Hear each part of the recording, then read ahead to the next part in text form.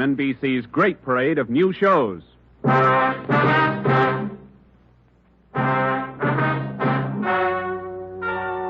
Ladies and gentlemen, the story you are about to hear is true. Only the names have been changed to protect the innocent. NBC brings you Dragnet.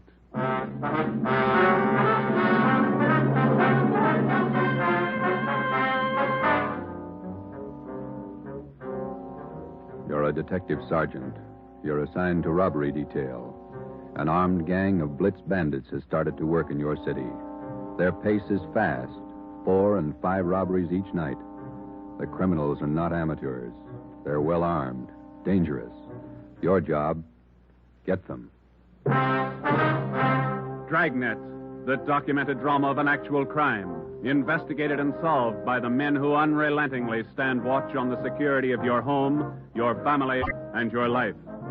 For the next 30 minutes, in cooperation with the Los Angeles Police Department, you will travel step by step on the side of the law through an actual case from official police files. From beginning to end, from crime to punishment, Dragnet is the story of your police force in action. It was Thursday, October 23rd. It was windy in Los Angeles. We were working the day watch out of robbery. My partner's Ben Romero. The boss is Ed Backstrand, chief of detectives. My name's Friday. I was on my way back from the statistician's office, and it was 11:42 a.m. when I got to room 27A. Robbery detail. How'd it work out, Joe? Any good prospects? Well, I don't know how good they are, but I got a handful. How many did you get? Well, let me see. 15, 18, 22. Ethel down in the stats office ran them on the IBM for me. There they are. Let's see. It's a gang of 3 men working on foot. Blitz robberies. They only take cash. M.O. is tie-ups. Work from 8 to 10 at night. One of the gang's tall, the other 2 short. And these are the men the machine sorted out. Under that heading, yeah. If our information's wrong, then so's the machine. Got a good bunch of candidates here. Descriptions match up with what we got. They seem to. Check the names on that list, Ben. Some of the smartest thieves in the country. Yeah. Tommy Willis, Ray Grappa, Kemp Satelli, Manny Roberts, George Cross, Mario Koski. Reads like June graduation at San Quentin. Yeah. George Cross and Tommy Willis are in town. We know that. And Koski, he was around a couple of weeks ago. And what about the rest? It's a big field. Have to check them out, I guess. Might as well start at the beginning. Did you go through the overnight report yet? Yeah. No restaurants, no liquor stores. That makes 5 days the gang's laid off. Well, they can afford to, can't they? 18 robberies in 24 days, that's a pretty good haul. This stop-and-go strategy of theirs, Joe, it's got me. Yeah. They work hard for a week in one area, and then they lay low. If they just keep going, we might have a better try at them. Hey, Joe. Yeah, Chandler. Fellow out here to see you, Joe. Name's Decker. Decker. Henry Decker? Didn't say. Want to see him? Yeah, send him in. Right. All right, Mr. Decker, this way. How are you, Joe? You're looking good. Oh, Hank Decker. How are you? I'm fine. Oh, what are you waiting for? Applause? Come on in and shut the door. Hank, this is my partner, Ben Romero. Ben, Hank Decker. All right, Hank. How are you, Ben? Hank and I are in service together. Yeah, I just dropped in for a visit, Joe. Are you busy? No more than usual. Sit down. Thanks. I remembered you telling me you were on the PD, so I figured I'd drop around and get an inside track. How do you mean? I just filed with civil service to take the exam next month. Figure I'd like to work at being a cop. He shell-shocked, Joe. Great pep talk you boys hand out. You sure you want to be a cop? Oh, look, I'm 30 years old, Joe. I'm married, high school education, about a year at junior college. What's your wife think?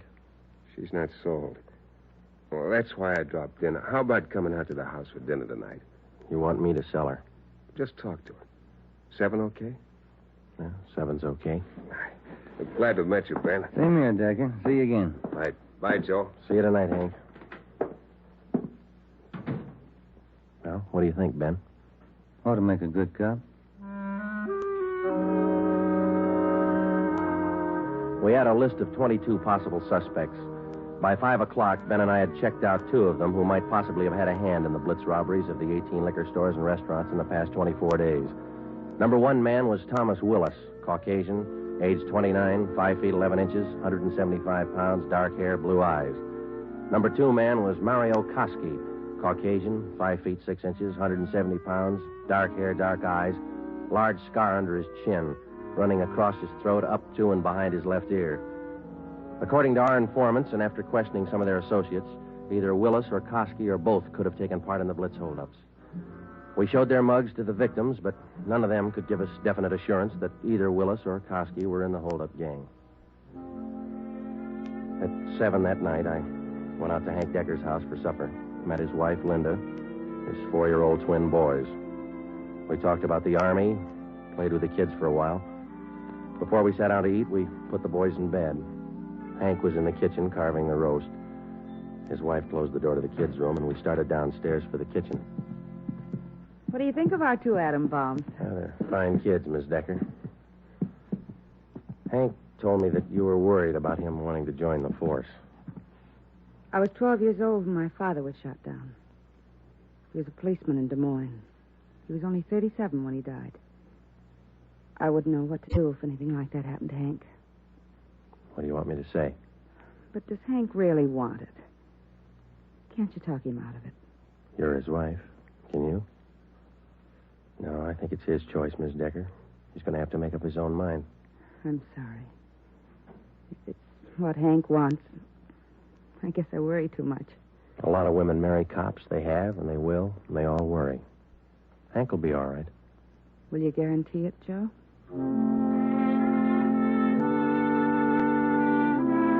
During the next month, I heard from Hank Decker only once. He was studying hard. During the same month, Ben and I were working hard, trying to find some kind of a concrete lead to break the Blitz gang. There had been no subsequent holdups which seemed to tie in directly with the gang or its operations. From the list of possible suspects which Ben and I made up, 18 names had been eliminated for one reason or another. Either they were in jail at the time of the robberies, out of the Los Angeles area, or out of the state. But 4 names remained: George Cross, Tommy Willis, Mario Koski, Julian Brock. During the latter part of the month, George Cross was booked on a minor charge, and we questioned him at that time. He showed no knowledge of the holdups. Nearly 2 months after the robberies were committed, Ben and I were still without a solution as to the whereabouts of the gang. Never known a Blitz gang like this way before, Joe. Once they get wound up, they usually go until they're caught. Yeah. Did you get out those telegram checks to the east yet? Last night before I went home. Sent out all 3. Willis, Koski, and Brock. I'd like to find just one of them. Chicago might have something. That's Koski's old hangout. Willis, too. What about Brock? He's from Kansas City, isn't he? Yeah. I got a wire, too. Might have an answer from one of them tomorrow. That's a slow job. We'll have to wait it out. Guess so. No follow-ups from the victims we talked to. I'll get it. Robbery Friday. Oh, hiya, Joe. Hank Decker. Congratulate me. What for? Just passed my written exam. Got the letter this morning. How about that? That's fine. When do you take your physical? Oh, not till the end of the month. Next week, I take the oral and agility tests, then the physical. If I get by them, I'm in. Well, you're going to have a full month at the police academy after the test. There's a lot of work, Hank. Oh, it can't be any worse than these tests. It's a tough 30 days out there on the Hill. Law, court procedure, evidence, combat firing, target practice. You'll have to wade through all of them. You ever going to have anything encouraging to say? Yeah, when you graduate. I won't count on it. How's your job going? Slow. How's your wife feel now? About taking the job? Uh-huh. A little better. She said to say hello. Okay. Keep us posted, huh? I'll do that, Joe. Right. Bye. Hank passed his written test. Sure anxious. Brandy, Romero, got a minute? Yeah, Skipper. Come on, Joe. You got something, Ed? Yeah, those Blitz robberies you're handling. Not having much luck. We were. Gang's disappeared. Not a trace of them so far. They leave town? Oh, we're not sure, Ed. We don't even have a good description. We're guessing most of the way. What are your guesses? You've had a couple of months to make them. 12 of the holdup victims we talked to told us definitely that there were 3 men in the gang, 2 of them short, 1 of them tall. We've just been working from there. All 3 of them have dark complexions. Started with 22 possibilities and got it weeded down to 4. No, wait a minute, 3. Yeah. Tommy Willis, Mario Koski, Julian Brock. Willis and Koski are Eastern Hoods. Brock's from the Middle West. And where are they now? Haven't showed their faces around town. Checking some of the cities in the east. That's about all we got, Skipper. Not much for 2 months' work. Thieves can't be that smart. Right now they are. We've sounded out every lead we had, Ed. We're doing our best. Either of you ever hear of a man by the name of Al Mishikov? No, I don't think so. Chicago gunman in the old days, wasn't he, Ed? That's right. I thought he was doing time in Joliet. Paroled last year. Got a tip he was spotted on East Broadway night before last. You figured it might tie in with our job? I don't know. Find out. If I remember right, Mishikov's brother used to be pretty friendly with Mario Koski. I helped send both of them up 13 years ago. Same rap, robbery. Was that all you heard, Ed? Somebody spotted Mishikov? That's all. If you can track him down, you might get some kind of a lead. That's more than you got now. That night and for the next 2 nights following, Ben and I had dinner downtown instead of going home, and then we spent the rest of the night covering the lower end of the city in search of Al Mishikoff. We got more than a dozen leads on where to find him from some of our informants, but none of the leads paid off. We kept missing him. No one knew where he was staying. No one knew, or no one would tell us. Worst thing about this job, Joe, leg work. We must be averaging 10 miles a night. My feet say 20. Almost midnight. Here's McCarthy's place. Let's try it. Right? Let's go down to the end of the bar, Ben. Yeah. Hiya, Ben. Good to see you come in. What's new? Oh, not much, Bert. Meet my partner, Joe Friday. Hiya, Friday. What do you fellas have? Looking for a guy, Bert. His name's Al Mishikoff, Chicago. You heard anything? He was in here earlier tonight. A couple of guys with him. Are you sure? What do you look like? 6 feet, about 45, I guess. Big build. Sounds like him, all right, Joe. Is he staying in the neighborhood, Bert? Down here, I don't think so. Most of those big-timers stay uptown someplace. You looking for Mishikoff? I'd like to talk to him. How long ago was he in? Oh, about 8 o'clock. A couple of guys with him. They were talking about driving out to the airport. Something about Las Vegas. Uh-huh. There's an 840 plane for Vegas, isn't there, Ben? I think so. 840, 850. I can't recall which. Bert, do you remember the exact time they left? Exactly. No. Say, there's one of the fellas that was with Mishikoff down there in the middle of the bar. Which one, Bert? There. One with a sandy hair, big chin. See him? Yeah. Want to talk, Joe? Come on. And Judge, you know what he said? He said when he was in Vegas last week. Pardon me. Killing. Yeah, that's. Pardon me. I'd like to talk to you a minute. Yeah, who are you? Police, Sergeant Friday. Oh, have a drink, Sergeant. No, thanks. I said I wanted to talk to you. Square John. Huh? Wait a minute, George. Square John wants to talk to me. Come on outside. We can talk better out there. I ain't done nothing. What's the pitch? I got a right to know. Let's go. Outside. Maybe I don't want to go outside. I think you better. Come on. All right. Quit shoving, you dumb cop, shoving people around. What are you trying to do anyhow? We sausage. All right, down this way. Car's parked up the next alley, Joe. Hey, look, what's this all about, huh? I got a right to know. You were seen with Al Mishikoff tonight. Where is he? Who? Al Mishikoff. You want us to spell it? I don't think you can spell your own name. Nobody's asking you to play smart. Where's Mishikoff? Out of town. What do you care? Here's the car. All right, inside, you. Now, look, you got me wrong. I ain't done nothing. Where's Mishikoff? You and some other guy drove to the airport with him tonight. Let's have it. I'm clear, I tell you. I just drove out with him, that's all. Where'd Mishikoff go? Vegas. Took the plane for Vegas. When? About 8:30, 8:45. What's up, anyway? Who's the guy traveling with Mishikoff? Nobody. Who's the guy traveling with Mishikoff? Koski. I just met him tonight. Mario Koski, is that the guy? Yeah, I'm level, and I ain't done nothing. Ben, get to a phone, call the office, contact Las Vegas police. Ask them to pick up Koski and Mishikoff. When we got back to the office, we questioned the man we had picked up for almost 2 hours. His name was John Delmar, an ex-convict. He'd been paroled from Folsom Prison 2 months before after serving 3.5 years for burglary. He said Mishikoff was looking for a man to work with him and Koski. He didn't specify the work. Delmar said he refused the offer, but they parted on friendly terms. He said Koski and Mishikoff told him that they were going to Las Vegas for a few days, then return to Los Angeles. But when Ben and I checked back with the Las Vegas police the next morning, they reported that nobody answering the description of either Koski or Mishikoff was seen arriving or leaving the airport. We checked with the airlines and sent inquiries to law enforcement agencies throughout the entire area. No sign. 3 weeks went by. Still no sign. Nothing in the overnights, Joe. No, not a thing. Oh, yeah, same here. Reno, Sacramento, San Francisco. Nobody's seen them. Ain't got to come out sometime. We can wait. Yeah, we can wait. Gets on your nerves. Let's check with Backstrand. Maybe he's got a job for us in the meantime. You're getting as eager as your friend Hank Decker, Joe. Incidentally, how'd things turn out for him? He passed all his exams, putting in his month's training at the academy now. He should do all right. Oh, yeah. Hi, Mike. Skipper busy? Not in his office. Won't be in till afternoon. What's the matter? He's got a lecture at the police academy this morning. Thanks, Mike. Come on, Ben. Ben and I drove out to the police academy near Elysian Park. We went out to check with Ed Backstrand on the Blitz robberies, not to listen to his lecture. When we walked into the classroom, he was just finishing up, so we sat in the back of the room and listened. It was a pretty good speech. Because of the alertness of the arresting officer, his talent for memorizing detail, and his knowledge of how a criminal acts under a given set of circumstances, the arrest was made. Well, that's about it, gentlemen. Thank you for your attention. Now, when I ran this speech over at home, my wife said it wasn't a very good talk, but at least it came out on time. Now it seems I'm 2 minutes short, so I guess I failed on both counts. If I may, I'd like to use the few minutes that are left to tell you what I think of being a cop after 24 years. For one reason or other, you men have chosen the career of a police officer. Well, let me tell you right now, without any qualifications, it's a thankless job. Maybe you can't see it now. Maybe you think I'm exaggerating. But when you graduate next week and get that uniform on, your whole lives are going to change. You're going to lose friends, a lot of them. They'll want parking tickets fixed, some other favors. You'll have to turn them down, so you'll be a heel, a fathead. When you're on the beach, you're going to meet the cream of society and the scum, the lowest. Sometimes you won't be able to tell the difference.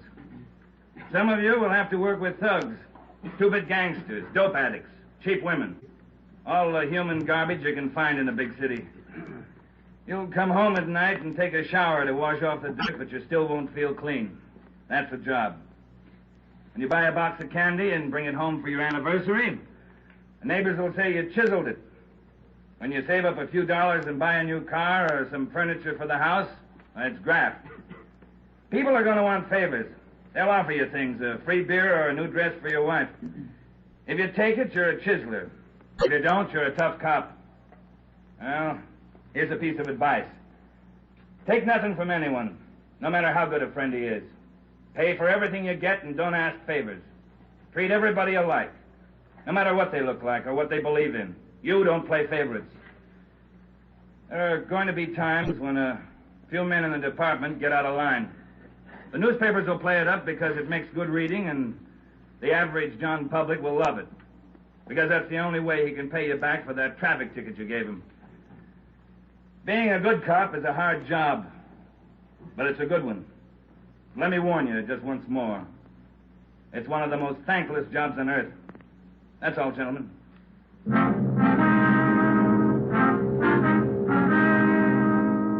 The following week, Hank Decker graduated from the police academy and hit the transfer list for a regular assignment. He drew a job of teaching combat firing and boxing at the academy. He didn't like it, so he put in a request for a transfer and waited. For the next 6 weeks, Ben and I waited, too, for some sign of the Blitz bandits.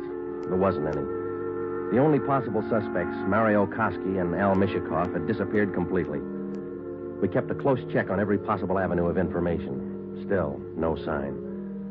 Ben and I were transferred to the night watch on robbery for a few weeks, and that gave Hank Decker a chance to drop in and visit with us a couple of hours when he went off duty at the academy. He was still as eager as ever. Hi, Ben. Joe, anything new? Hi, Hank. Nothing here. What about the academy? Oh, big news. What's up? Getting a transfer starting next Monday. Gonna start on a beat. Thought you were all tied up with that boys' club you started out there. Oh, I was, but Hanson's gonna take over when I leave. The kids sure love it. Free swimming in the pool, boxing lessons. We teach them everything. Where's your beat going to be, huh? Central, right in the downtown district. Might learn something, huh? You'll learn a lot if you want to forget most of it. Look, it's 7:15. Don't you ever go home for dinner, Hank? Oh, getting the wife used to it. This new shift's gonna be night work, you know. Wait till you're on it for a year, and then you tell us how you like it. A year? I want to be in the detective bureau after a year. Well, you're not even going to last a year if you don't get home to dinner. Your wife's called twice this week already. She calls me. Okay, when did she call tonight? She hasn't yet. Oh, I guess I better head her off. Let me know if anything breaks, huh, Joe? I'd like to tag along. Okay, Hank. Well, on your way. Okay, good night. So long. Good night. Yeah. How eager can you get? Were we like that when we started? Not me. I never had that much energy at one time my whole life. Hot shot, Joe. I'll get it. At 767 East Broadway, a liquor store, 211 and slugging. At 767 East Broadway, a liquor store, 211 and... 767 East Broadway, 211 liquor store. Let's go.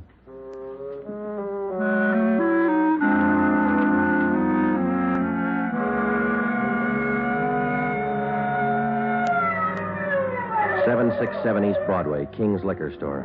We pushed our way through the small crowd outside the door and into the shop. 2 patrolmen in uniform were already interviewing the proprietor. He had 2 large gashes on his head just above the right temple. He was trembling and badly shaken, but he managed to give us a good description of the holdup men. Yeah, I can tell you what they look like. 3 of them. One short, one tall, husky, another short, fat. You remember what they were wearing? Coats. All 3, dark coats. One of the short men, he had a big scar here on the throat, like this. After the 3 men robbed the store, they slugged me and tied me up. Turner, this man's hurt. You call an ambulance? On the way, Sergeant. That's fine. We have just one more question, Mr. King. Here's a handful of pictures. We'd like you to tell us if any one of these men were in the gang that held you up tonight. Let me look. There you are. Take your time. No. No, not him. No. No. Oh, this one. Here. He took the money from the register. Would you look through the rest, please? Are there any more? Let me see again. No. No. Oh, here. Another one. The fat one with the scar. This is him. I think he's the one that slugged me. Thanks, Mr. King. Here's our card. We'll be contacting you later. Turner, will you and your partner take the crime report? We've got some checking to do. Right, Sergeant. Thanks. Come on, Ben. Yeah. Koski and Mishikoff. You picked out both of them, Joe. Yeah, we certainly did, didn't we? Attention all units. Attention all units. Wait a minute. The southeast corner of Broadway and East 3rd, a liquor store and restaurant, 211, code 3. All units. The southeast corner of Broadway. Come on, Ben, let's roll. And East 3rd.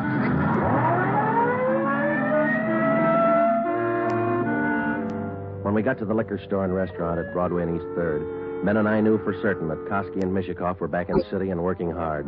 Their M.O. matched down to almost the smallest detail. We put a call through to communications, and the entire Central Division was alerted.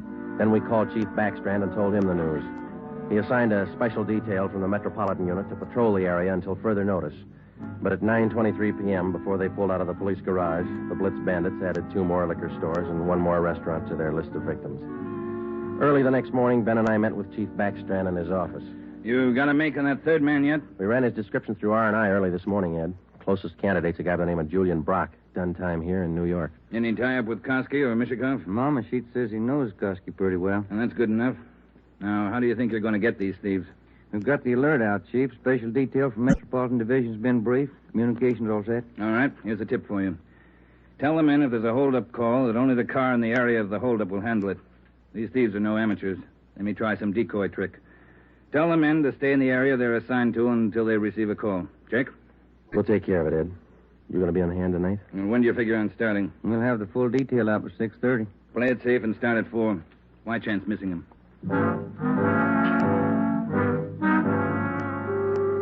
At 3:30 that afternoon, we left the police garage with a special detail from Metropolitan Division, and we started to cruise the central area. We weren't looking for any action the first few hours, and we didn't get any. The 5 o'clock traffic in the downtown area was heavy as usual. Hope that gang holds off till after 6. We couldn't get out of this traffic if our lives depended on it. Well, we'd probably do better on foot if it wasn't for radio contact. Control 4 to 80K. Control 4 to 80K, your location. Get it, will you, Joe? Yeah, wait till I get the mic. 80K to Control 4. 80K to Control 4. Our location on Spring Street between 2nd and 3rd. 80K, stand by. 80K, call your office code 2. Call your office code 2, KMA 367. 80K to Control 4, Roger. KMA 367. Yeah. Now what do I do for a parking space? You know, you're lucky. That guy up ahead there, he's pulling out. Good. That hasn't happened to me in 6 months. Okay, hold on, Ben. I'll be back in a minute. Yeah.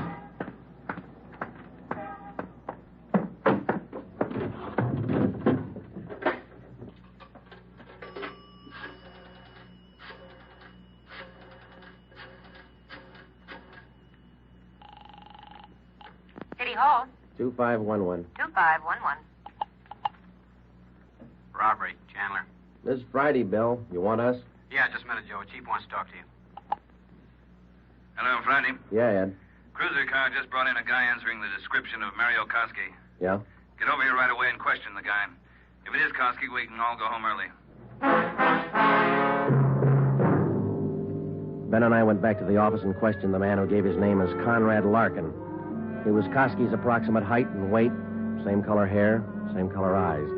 The resemblance to Koski's picture was evident. We questioned him thoroughly about the Blitz robberies, and then we checked out his fingerprints. The coincidence was hard to overlook, but we were satisfied. The man was not Mario Koski.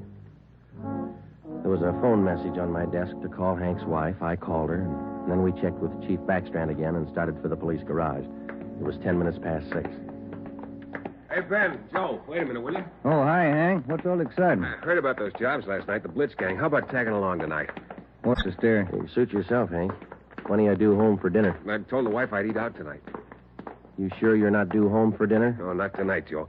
Did you have any luck yet? Not so far, Hank. Maybe later on tonight. Come on, here's the garage. How close did you come to the gang last night? Not close enough. 2 steps ahead of us all the way. They sure must work fast. 5 jobs in a row. All right, Hank, let's don't rub it in, huh? Hey, Ben, watch it, will you? Yeah. Woman driver. How about it, Joe? You think I could make the outfit? You can talk to Ed Backstrand. He might get you a transfer after a while. Yeah, I might try it. Joe, look across the street. There's a guy coming out of the bar. Where? In front of the bar. He's standing there. Guy in the dark coat, you see? Yeah. 2 other guys behind him. Who is it? I can't be sure. Ben, you better pull up. Koski. Looks just like his picture. All right. Come on. All right, hold it, mister. We want to talk to you. Run for it, Al. Cover! Watch it, Joe! Hank, get down. Get down. 2 of them down, Ben. Other one up alley. Let's go. Did they get Hank? Yeah. All right, hold it right here. All right, Koski. Throw out your gun and come out with your hands up. All right, let's return the fire. Come on.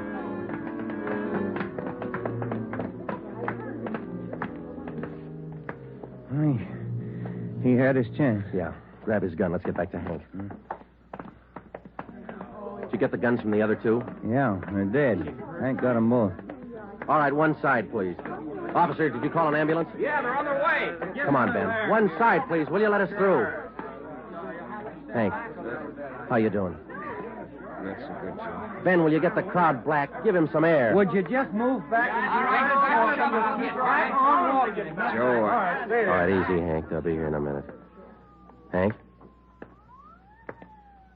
Hank? How's it going, Joe? Gone? Yeah, come on.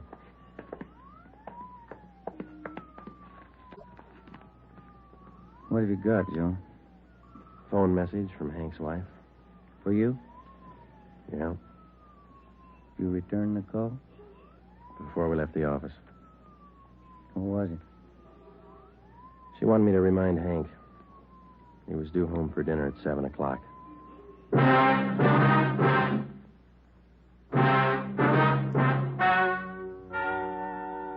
The story you have just heard is true. Only the names were changed to protect the innocent.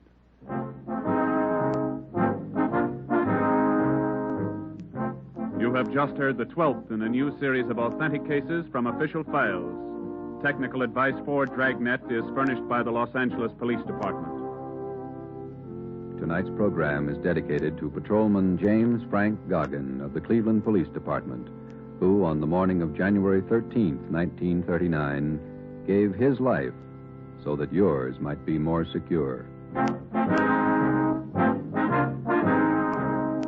Dragnet came to you from Los Angeles. If you enjoyed tonight's production of Dragnet, you'll want to listen to Richard Diamond, private detective, as played by the screen's romantic tough guy, Dick Powell, heard Saturday on most of these NBC stations. This is NBC, the national broadcasting company.